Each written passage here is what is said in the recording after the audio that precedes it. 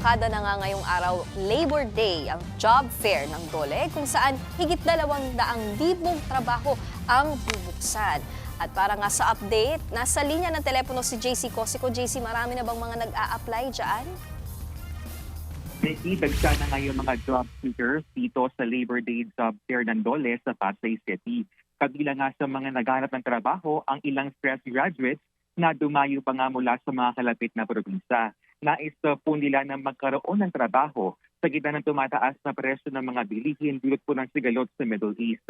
Kabila nga itong SMX Convention Center sa Pasay sa 17 Labor Day job fair site sa Metro Manila. Ayon po sa DOLE NCR, ang mga in-demand industries ay ang BPO, wholesale and retail trade, transport and logistics, construction, tourism, hospitality, pati na health and wellness. At kabilang sa mga top vacancies, ang customer service reps o mga CSR, field sales personnel o sales associate, cashier, service crew at drivers o riders.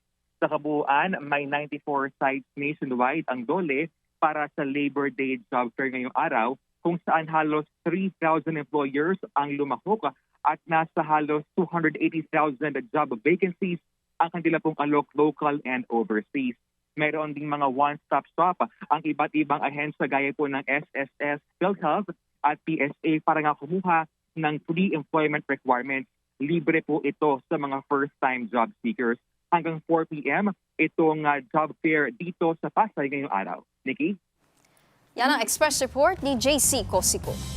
Mga kapatid, Nikki de Guzman po. Para sa pasada ng mga rumaratsyadang balita, mag-follow at mag-subscribe na sa social media pages ng News 5.